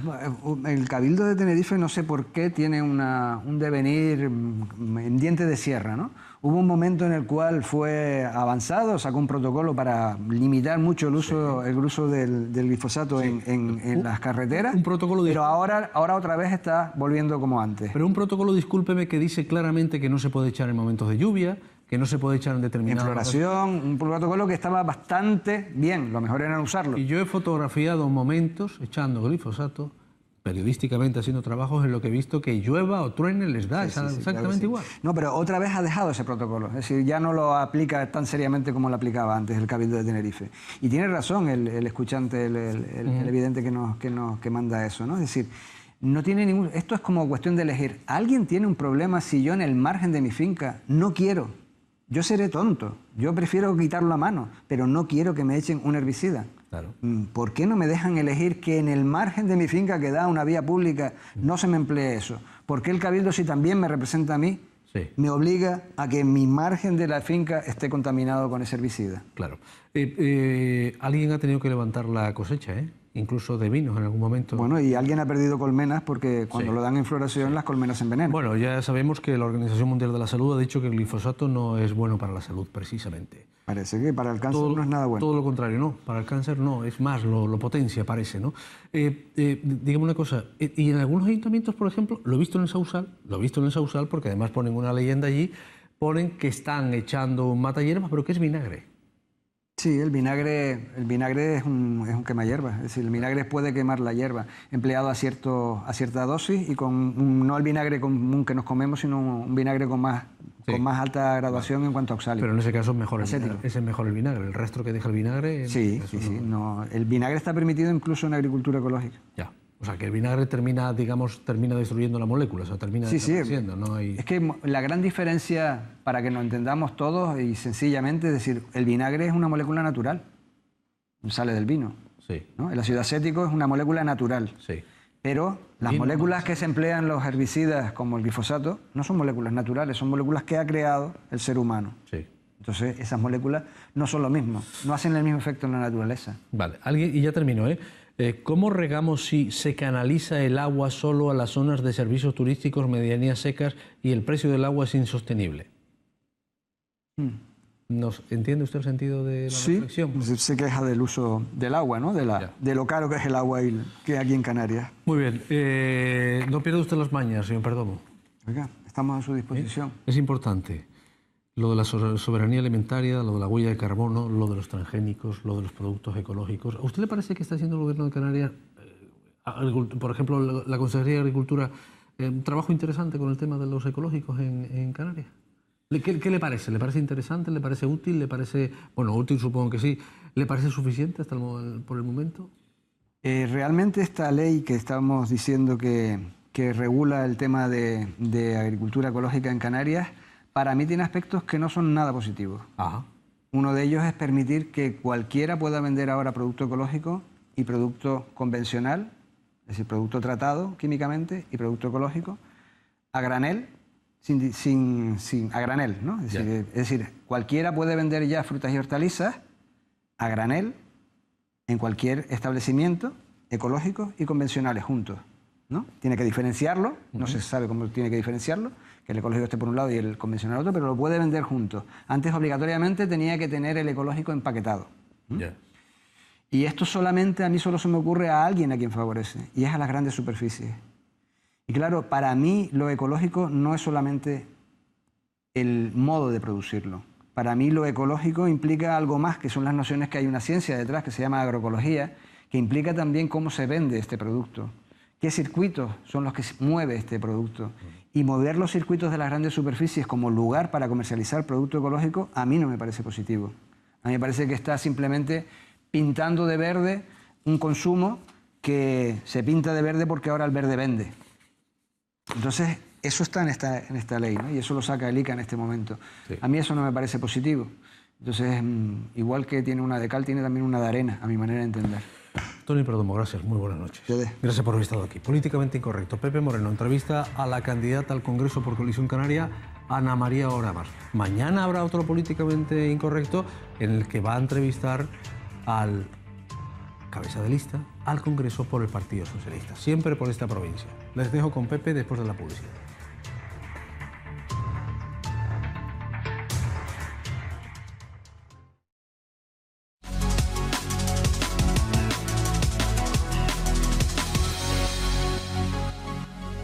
Bueno, pues aquí estamos en plena campaña electoral ya, con todos los partidos, con sus propuestas y demás, con la diputada Ana María Oramas. Buenas noches. Buenas noches. ¿Cómo le va en esta campaña? A mí muy bien, a mí me encantan las campañas electorales, además como yo soy tan activa, soy tempranera, pues me cunde mucho el día. Ajá. Y sobre todo porque además en un partido como el mío, cuando empieza la campaña electoral desaparecemos de todas las teles y de nacionales, no estamos en los debates con Pedro Sánchez ni Casado. Pero voy calle a calle, pueblo a pueblo y además en todas las islas. Y me gusta mucho y yo creo que es la diferencia con otros candidatos porque la gente me conoce, la gente me ha visto cómo he luchado y peleado y sobre todo me dicen pa'lante Oramas. Entonces a mí me da mucho ánimo. Y sobre todo porque se lo están dejando también. El Partido Socialista le está haciendo media campaña con todas aquellas cosas que no está haciendo, que estaban presupuestadas y no están viniendo. Lo último que sabemos, lo que decía el presidente Clavijo el otro día, que ni siquiera va a venir el dinero de las inversiones educativas, es decir, de infraestructuras educativas. Se lo están dejando para que esté permanentemente casi con la retahíla, ¿no? Hombre, a mí no me da alegría. Yo hubiera preferido no hacer, tener una campaña donde no tengas que alzar la voz, porque me produce curiosidad, ¿no?, que el PSOE haya acusado a Fernando Clavijo y a mí de una política de confrontación con Pedro Sánchez, ¿no? Y tú lo que te planteas es que, ¿qué? ¿Nos teníamos que haber callado cuando no querían implantar el 75% de los billetes Canarias Península? ¿Nos teníamos que haber callado cuando no querían dar a los agricultores la compensación al agua? ¿Nos teníamos que haber callado cuando nos quitaron el convenio de veras hidráulicas? ¿Nos tenemos que callar cuando nos quitan el dinero de los colegios? ¿Nos teníamos que callar cuando nos quitaron el dinero de carreteras que no nos había dado el PP, pero que el Tribunal Supremo dijo que había que pagar a Canarias y se lo dieron a Cataluña? Yo creo que no hay que callarse. Nosotros no tenemos una política de confrontación. Yo hubiera preferido que Pedro Sánchez y los socialistas hubieran cumplido con Canarias y que nos hubieran a lo mejor, según ellos, dejado sin argumentos para la campaña electoral. Pero yo no me puedo callar. Pero eso, por ejemplo, Ana, digamos es todo el argumentario en lo que está ahora y fundamentalmente reclamando todo esto, ¿no puede ser como consecuencia de no haberle dado el voto a Pedro Sánchez cuando la moción de censura? No. Yo creo que sencillamente es desprecio hacia Canarias, porque además no nos necesitaban en esa moción de censura. Nosotros no podíamos apoyar. Yo soy una persona coherente y tengo un compromiso con los electores de esa coherencia y de esa sensatez. Y nosotros no podíamos apoyar un gobierno que se basaba en apoyos parlamentarios de Bildu, que son los filoetarras, de Esquerra, de los independentistas catalanes y de Podemos. O sea, nosotros sabíamos que ese gobierno socialista iba a durar un telediario. ¿Y cómo íbamos a apoyar nosotros una moción de censura? Nosotros nos abstuvimos porque además nuestro voto no era necesario y lo que le dijimos a Sánchez, que bueno, que gobernara él si quería, que nosotros no creíamos con toda esa gente, pero que desde luego cumpliera con Canarias. Nos dijo que sí y después, si te he visto, no me acuerdo. Necesito el dinero para cumplir con la gente que quiere romper este país y se lo quitó a Canarias, que era el único dinero que había. Pero en este momento, por ejemplo, estamos en una campaña electoral con todo ese argumentario y la gente dice, pero siempre vamos a estar pidiendo, porque da la sensación de que siempre estamos pidiendo algo. Pues mira, yo tenía la confianza que una vez aprobado el estatuto y el régimen, el REF, que ahí figuraban como... Porque además el estatuto forma parte del marco constitucional. Y el régimen económico y fiscal es una ley orgánica y ahí, apoyado por el PSOE y el PP, se incluyó lo del 75% de los viajes, los convenios, los planes de empleo, el que el gobierno de España tiene que invertir en Canarias, la media que invierte la península. Y yo dije, bueno, pues a partir de ahora, gobierne el PSOE y el PP, pues ya no tendremos que pelear por eso. Quizás tienes que pelear por otra serie de cosas que quedan pendientes de Canarias y que no están en el REF y el estatuto. Pero cuando se aprueba eso en noviembre y en el mes de enero Pedro Sánchez y los socialistas presentan los presupuestos del Estado y desaparecen, dejan a cero todas las partidas de Canarias, dices tú, Dios mío, vuelvo a la casilla de salida, ¿no? Fernando Clavijo y yo, ¿qué creemos? Bueno, ahora por lo menos lo tenemos en el Estatuto del REF, vas a ir al Tribunal Constitucional y lo tendrán que pagar, pero dentro de 3 años, y Canarias no necesita ese dinero dentro de 3 años, lo necesita ahora. Pero siempre nos ha pasado a los canarios lo mismo. Cada vez que te cambiaba un ministro, cambiaban el gobierno, volvías a la casilla de salida a explicarles qué es Canarias y qué necesita Canarias. Y esta vez, Pepe, va a ser todavía más complicado porque el 80% de los diputados, tanto del PSOE como del PP, como de Ciudadanos, son todos nuevos. Han modificado el 80% de las listas. Gente que no sabe, que yo siempre piso las legislaturas diciendo, ustedes saben que la distancia entre Fuerteventura y El Hierro es la misma que entre Madrid y Barcelona, y siempre te dicen, no me digas, no lo había pensado. No, claro, porque tienen una idea de Canarias que Pero no. fíjese, por ejemplo, otras regiones que también tienen algunas salvedades económicas, como puede ser el País Vasco, no tiene que estar en ese plan reivindicativo en cada legislatura, solicitando que se le contemplen todas esas partidas. ¿Sabes por qué? ¿Por qué? Porque los vascos votan al PNV. Y el PNV tiene 5 o 6 diputados, depende de la legislatura. Tiene grupo parlamentario. Y entonces es decisivo en la gobernabilidad del país. Entonces, ¿qué es lo que en este momento con la encuesta del CIS de la semana pasada? El CIS hace 3 años decía que yo no salía ni de broma, porque hace muy poquitas encuestas en Canarias. Pero ahora dice que puedo salir yo, puede salir el de Vox. Ya me dirá, la gente, aunque no me vote, cree que Ana Oramas ha luchado por las cosas de Canarias y que Ana Oramas es importante que siga en Madrid. Pero Ana Oramas estará en Madrid y Coalición Canaria defendiendo y luchando por esta tierra si la gente nos vota. Y entonces tú lo que te planteas es, al final, en la próxima legislatura, no solo tienes que hacer cumplir los derechos que son de los canarios, no pedir, sino que se va a decidir el sistema de financiación de todas las comunidades autónomas que lleva 10 años sin modificarse. Se va a decidir qué pensiones va a tener este país, donde Canarias tiene unas singularidades distintas. Se va a decidir el modelo energético de este país. Puede haber una reforma de la Constitución. Y sobre todo yo creo que la gente tiene que tener la tranquilidad que aunque yo soy muy dura, muy peleona con los temas de Canarias, nunca falto el respeto.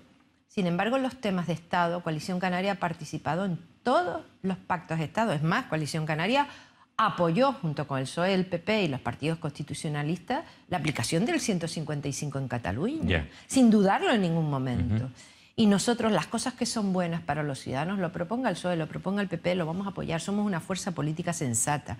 Lo que no estamos es ni para romper este país, ni desde luego para permitir que ningún gobierno de España nos vuelva a poner la pata arriba a los canarios. Pero fíjese, por ejemplo, usted decía que en el País Vasco no tienen este diálogo ni esta reivindicación permanente porque tienen un grupo parlamentario que les sirve para cualquier cosa.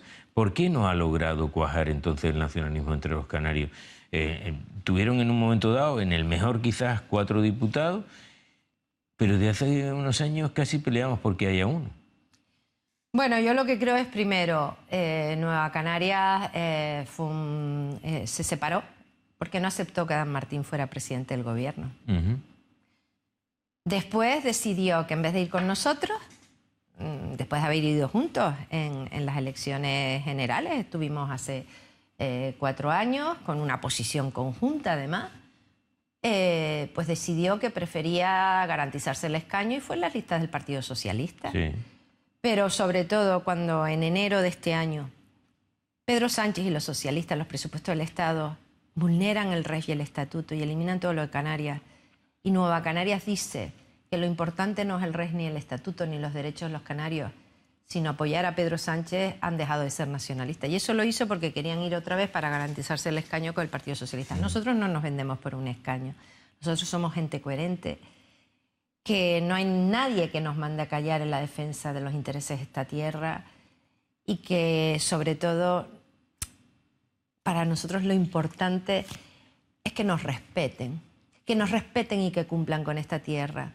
Y aunque tengamos un pacto con alguien, ese pacto tiene que siempre implicar el cumplir con Canarias y con los canarios. Y esa es la diferencia con Nueva Canarias. Yo creo que en estas elecciones podemos dar la sorpresa, porque el CIS sí dice una cosa, que en Canarias hay un 47% de los canarios que dicen que van a ir a votar, pero que todavía no han decidido. Basta que la mitad de esos votantes optaran por Coalición Canaria para que tendríamos 3 diputados. Y con 3 diputados prácticamente podemos formar grupo pues con Unión del Pueblo Navarro o con cualquiera y podríamos decidir la política de este país. Que la gente dice, eso es muy difícil, que falten los 3 votos, los 2 votos de Coalición Canaria. Porque cuando han necesitado nuestro voto, sí han cumplido con Canarias. Y ha sido 4 veces en la historia de la democracia en este país. Cuando a Felipe González le faltó un voto, que fue el de Luis Mardones. Cuando a Aznar le faltaron los 4 votos de los 4 diputados canarios en la época de José Carlos Mauricio y Adán Martín. Zapatero en los 2 últimos años que le faltaron y Rajoy en los 2. Rajoy ha gobernado España los 2 últimos años gracias al voto de Coalición Canaria, que no hay que olvidarlo, que a mí me hace mucha gracia algunos candidatos del PP y tal que dicen barbaridades de Coalición Canaria y dices tú, pero bueno, si Rajoy pudo gobernar gracias a los votos de Coalición Canaria, ¿pero por qué? Porque tuvo que hacer los presupuestos y aprobar el REF y el Estatuto, que eran nuestros compromisos. Claro que sí. Claro, pero fíjese, por ejemplo, nos dijeron que con este REF y con este Estatuto no íbamos a tener que estar en este plan. Eso es lo que pensaba yo. Y todo el mundo dijo, oye, miel sobre hojuelas, porque ahora resulta que van a venir aquí dinero a expuertas. Yo incluso llegaba a pensar que no hay papel para tanto billete, como dijeron que iban a venir, ¿no? Pero ¿nos hemos quedado así? No, los socialistas han hecho más. Nos quitaron lo que estaba el 2018, que lo había puesto en los presupuestos Rajoy porque necesitó nuestro voto, y en los del 2019 que presentaron ellos nos quitaron todo el resto. Los del 2018 lo quitaron porque celebraba un Consejo de Ministros en Cataluña, era finales de año, no quedaba un euro en las arcas del Estado y dijeron, pues muy bien, le quitamos a los de los canarios. Dárselo además a un gobierno y a una gente que quiere romper este país. Es que es alucinante. Entonces, yo lo que te quiero decir es que si no estamos allí, no estamos en el debate de Estado de la Nación, en el debate de presupuesto, no sirve de nada.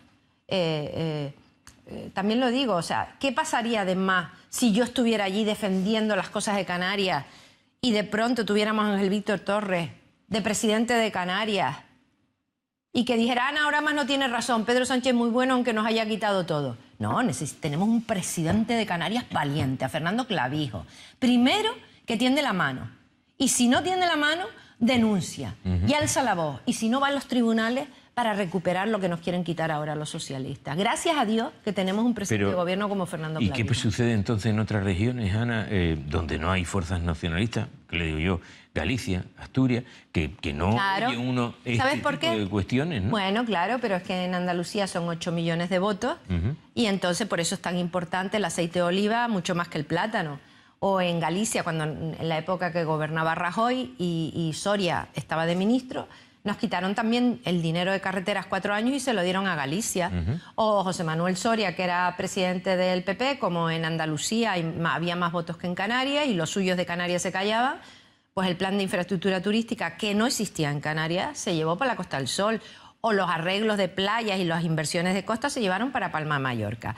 Nosotros, al final, o somos decisivos en Madrid, o desde luego no les interesamos. Es como lo de las pensiones, Pepe. Resulta que hay el debate de las pensiones y se ponen a discutir si una persona con la pensión máxima tiene derecho también a que se le acumule la pensión de viuda. Y resulta que en Canarias tenemos las pensiones no contributivas. ¿Por qué no les interesa a los grandes partidos las pensiones no contributivas? Porque son muy poquitas en la península y esos son pocos votos. Sin embargo, en Canarias son 3 veces más. Y por eso nosotros, nuestra gran reivindicación en materia de pensiones es que las pensiones no contributivas tengan una subida de tal forma que en 2 o 3 años estén igualadas al salario mínimo. Eso a nosotros nos parece de justicia y es parte de la razón por qué hay los índices de pobreza en Canarias. Y teniendo esos índices de pobreza, nos han quitado los 30 millones que el REF y el Estatuto obligan al Estado a dedicar a Canarias. Pero por eso no tenemos, o no nos respetan en la manera en la que hablamos, o no tenemos la fuerza suficiente para que nos respeten. Hay quien habla de darle una vuelta de tuerca a esto. ¿Hasta dónde se podría llegar? Porque, mire, ni ganándolo en los tribunales, Ana, si quiere que le diga la verdad, porque lo de carretera se ganó en los tribunales. Gracias a que había un gobierno nacionalista. Y el Tribunal Supremo dijo: ese dinero lo tiene que pagar el Estado. Lo dijo 4 años después. Pero si no llega a haber un gobierno nacionalista en Canarias, no tenemos esa sentencia. Y ahora Fernando Clavijo ha presentado una denuncia en el Tribunal Supremo diciendo que Pedro Sánchez y el gobierno socialista no quiere pagar lo que ha dicho el Tribunal Supremo. Y esperemos que en unos días le den la orden, que es de obligado cumplimiento al gobierno. Pero no nos sirven de nada 3.000 millones dentro de 4 años. Ahora es cuando lo necesitamos. Tenemos todavía un 19% de paro. Todavía tenemos un 20% de paro juvenil. Aunque Fernando Clavijo, todo hay que decirlo, cogió Canarias con un 35% de paro, ya ha conseguido el 19%. Y ha bajado a la mitad el empleo juvenil. Porque al final el empleo es lo que permite a la gente. La gente no quiere que te paguen una PCI, la gente no quiere que te den un dinero servicios sociales, la gente quiere dignidad y trabajar. Pero fíjese que casi toda la crítica en este momento electoral se centra sobre el tiempo que lleva Coalición Canaria en el gobierno y que, bueno, estamos a la cola en muchas cosas. Bueno, espere, pero vamos a ir por los asuntos. Esa crítica del PSOE y del PP de decir que Coalición Canaria lleva mucho en el gobierno, sí, a todos los presidentes de Coalición Canaria los ha votado unas veces el PSOE y el PP. Nosotros hemos gobernado siempre con el apoyo del PSOE o del PP. ¿O es que la gente se olvida que Patricia Hernández, socialista, fue vicepresidenta del gobierno y que llevó el área social? ¿O es que alguien se olvida que José Miguel Pérez, socialista, fue vicepresidente del gobierno y llevó educación? ¿O alguien se olvida que José Manuel Soria fue vicepresidente del gobierno y llevó también economía? Nosotros hemos gobernado estos 20 años con el PSOE y con el Partido Popular. Hemos tenido aciertos y errores compartidos con el PSOE y el Partido Popular. ¿De qué viene ahora Sierra Antona o se ha olvidado? Bien, pero en cualquier caso habla de que sea con uno, sea con otro, ustedes siempre han gobernado, ¿no? Y seguimos haciendo cola en la carretera y seguimos teniendo cola en sanidad. Bueno, si el Partido Popular hace 8 años hubiera firmado el convenio de carreteras, esos 900 millones se hubieran ejecutado y hoy tendríamos todavía problemas en carretera, pero no el calibre que tenemos. Hubiéramos terminado el anillo insular, pero nos dejaron en el momento peor de la crisis, con un 35% de paro, no solo sin planes de empleo, sino inversión en carreteras, inversión en colegios, inversión en turismo, inversión en costas, inversión en vivienda. Porque es que las inversiones, Pepe, no te olvides, no son solo infraestructuras que necesita Canarias, sino son miles de puestos de trabajo del sector de la construcción. Y teníamos un 35% de paro. Y el Partido Popular, con mayoría absoluta, dejó tirada a Canarias sin una sola inversión, sin un solo plan. Claro, claro, es que es muy fácil hablar a la gente del PP o a la gente del PSOE. Pero siempre, vuelvo a decir, estamos a la cola en una serie de servicios, no avanzamos, por ejemplo, en materia social. Fíjese, somos la comunidad autónoma que más gente tiene esperando a evaluar a alguien para darle una paga de dependencia. Que eso... No, sí, pero somos la comunidad autónoma que ha conseguido rebajar el paro casi un 50%, y eso es social, y empleo. ¿Y por qué tenemos la sanidad y la dependencia? Pues lo voy a decir porque es que a mí me harta este asunto. Cuando yo fui de las diputadas que aprobó la ley de dependencia en la época de Zapatero, la ley de dependencia más avanzada de Europa. Y esa ley de dependencia fijaba en su artículo que el 50% del presupuesto de la ley de dependencia lo pagaba el gobierno de España. Y que el gobierno de España, además, pagaba la cotización a la seguridad social de los cuidadores de dependientes, que la mayoría son mujeres. ¿Qué pasó? Que cuando gobernó Rajoy, solo se financió el 23%, pero llega Pedro Sánchez y los socialistas, tanto tema, y no han dado un euro más para la dependencia. ¿Y la sanidad qué es lo que pasa? Que tenemos la financiación de la sanidad de hace 12 años, donde Canarias hemos, aparte de incrementado población, tenemos que dar también prestación sanitaria a los 14 millones de turistas que vienen a Canarias con la financiación de 2 millones de canarios. Pero no solo eso, es que en el sistema de financiación sanitaria no se contempla lo que es el hecho insular. ¿Qué quiere decir eso? Que en el Hierro hay 15.000 personas. El Ministerio de Sanidad financia solamente un anestesista cada 100.000 personas. ¿Qué hacemos? ¿Dejamos el Hierro sin anestesista, sin ginecólogo, sin cardiólogo? Porque la gente en el siglo XXI, aunque viva en el Hierro, tiene todo el derecho a tener la misma sanidad que viviendo en otra isla. Nosotros tenemos que tener una financiación en las mismas condiciones, pero con el coste que se necesita para la dependencia en la sanidad, en el sistema de financiación que se había comprometido Rajoy en actualizarlo, y no lo hizo. Pedro Sánchez, cuando llegó al gobierno, dijo eso era prioridad, y no lo hizo. Y no lo hizo. El día que Canarias tenga la misma financiación de sanidad y de dependencia, del coste real de la prestación del servicio en Canarias, que tiene actualmente Madrid, o que tiene el País Vasco, o que tiene Galicia, tendremos seguramente la mejor sanidad. Pero oyéndola da la sensación de que no importamos nada y que no le importamos nada y que cualquier reacción de aquí les da exactamente lo mismo. ¿Y sabes por qué, además? Porque los socialistas, cuando gobiernan los suyos, los socialistas canarios no son importantes en el PSOE nacional. Mira, Pedro Sánchez ahora forma un gobierno, 17 ministros, casi 40 secretarios de Estado. ¿Cuántos cargos públicos del PSOE de Canarias estaban en el gobierno socialista? Héctor Gómez presidiendo una empresa de promoción turística. Ni ministro, ni secretario de Estado, ni director general. Y Ornella Chacón siendo directora de puertos.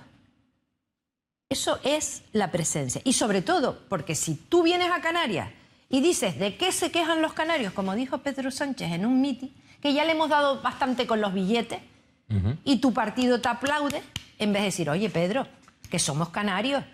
Si Ángel Víctor Torres y los socialistas canarios, Héctor Gómez, todos estos, le dijeran a su partido, resuelve las cosas, cumple con Canarias. Pero, por ejemplo, otro gallo nos cantaría. Claro, pero y así era Antona, pues baja la cabeza también cuando los suyos gobernaban y los del PP. Este fin de semana que ha estado aquí Pedro Sánchez y ha venido a decir que si no se ha invertido el dinero en carretera es porque aquí el gobierno tampoco ha hecho lo posible por hacer ese tipo de inversiones, porque el dinero estaba y se podía haber realizado una tarea en la preparación de esos concursos que ahora se ve que no hay tiempo material para llevarlos a cabo. Vamos a ver, el convenio de carreteras nuevo, no lo que nos deben de la época del PP, se firmó en el mes de diciembre.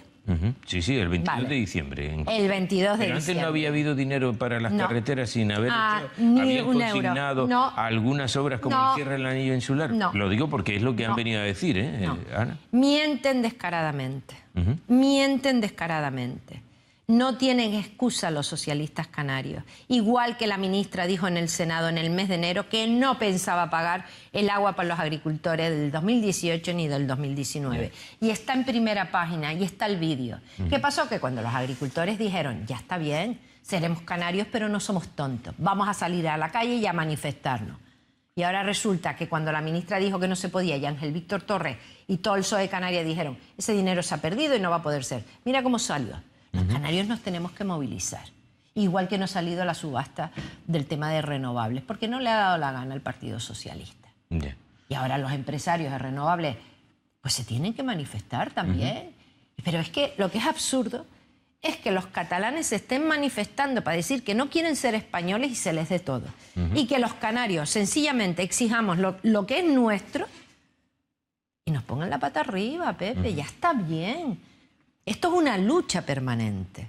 Y yo te puedo decir que estamos allí, diputados, que seamos libres y que podamos luchar y alzar la voz en cada pleno, en cada proyecto de ley, o ya desaparecerá Canarias. Bueno. Seremos un Soria, un Teruel existe. Tendremos dentro de unos años que poner unos carteles en el Teide que ponga Canarias existe, ¿sabes? Porque existe para Pedro Sánchez cuando viene a mítines de su partido cada 4 años. Son aves de paso, como cantantes en gira, ¿no? Bueno, pues vamos a ver qué depara. La verdad es que no sé si le está haciendo esta campaña electoral más dura o más crítica que otra, quizás. No. O diferente. Lo único que pasa es que es muy triste, ¿no? La gente conoce mi voz. Yo no tengo que decir soy Ana Oramas cuando entro a los sitios, no voy a los mercados repartiendo folletos y dando la mano diciendo, mire, soy Ana Oramas, que llevo 8 años de diputada. No, eso no lo hago yo, porque no lo hago. Pero la gente en Madrid, en toda España y en Canarias saben que soy la diputada canaria, ¿no? Y bueno, esta vez se me ha pedido, porque hay oportunidad en la otra provincia y nos jugamos mucho y queremos intentar volver a recuperar ese diputado en la otra provincia. Estoy haciendo campaña en 7 islas. Cuando yo he sido la diputada por la provincia de Santa Cruz de Tenerife, pero he tenido que defender cosas de Lanzarote, de Fuerteventura, de Gran Canaria, porque no había nadie, ¿no? Y lo que sí me desespera es que cuando haya gente que no se dé cuenta que el 28 de abril, porque la tele le confunde. Y claro, tú ves las teles nacionales, no como Radio El Día, que es una radio cercana, que la gente ve y que lo puede entender. Entonces tú ves la tele nacional y te dice, tiene que votar o a Pedro Sánchez, o a Rivera, o a Casado. Y resulta que no, que el 28 de abril, que son las elecciones generales, no se elige al presidente del gobierno. El actual presidente del gobierno ni siquiera es diputado. Se elige a los 15 diputados que van a representar esta tierra. Y la gente cuando elija la papeleta, pues tiene que buscar Ana Oramas, Coalición Canaria, porque no hay ninguna que ponga a los demás. Y bueno, pues es muy difícil hacerlo llegar, pero como es pueblo a pueblo, casa a casa, y a mí me gusta, y la gente me quiere, y hay mucha gente que me está diciendo esta vez, que a mí me ha impactado. El otro día en Weimar, por ejemplo, se me acercó un hombre y me dijo, he sido socialista toda la vida, nunca he votado a su partido, pero esta vez la voy a votar porque esta tierra la necesita. Me emocionó, me emocionó, me emocionó. A mí me emociona mucho, y bueno, me emociona mucho la campaña en La Laguna, todas esas mujeres con las que fui alcaldesa, y ya llevo 10 años fuera, pero que como volver a casa, ¿no? Que te abrazan con un cariño y con un reconocimiento que me da mucho ánimo. Pues tenga suerte en esa campaña electoral, como le deseamos a todos, y nos veremos a lo largo de este tiempo. Sí, porque además hay que pensar que esto es un partido de fútbol. La primera parte es el 28 de abril, pero el 26 de mayo nos jugamos mucho en Canarias. Van a estar muy contaminadas las segundas de lo que suceda en estas primeras. Muchas gracias, Ana. Muchas gracias a Televisión del Día por darme esta oportunidad, que no me dan otros. Bien. Son nuestros diálogos electorales en estos días en donde estamos hablando con los cabezas de lista.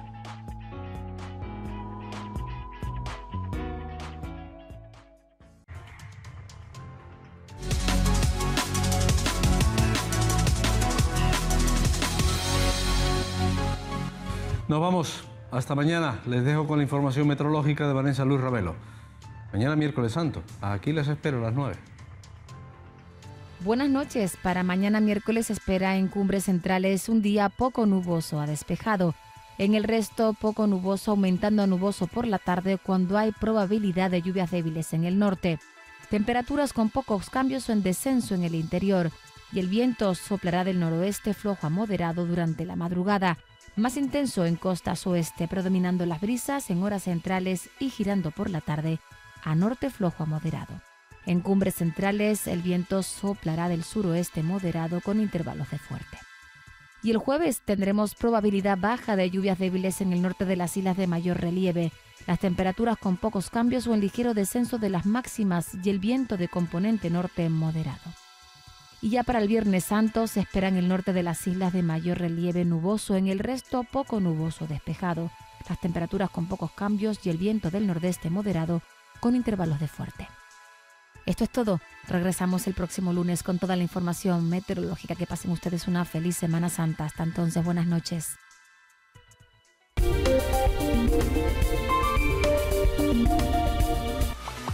Grupo de Comunicación El Día. La dimensión de un líder.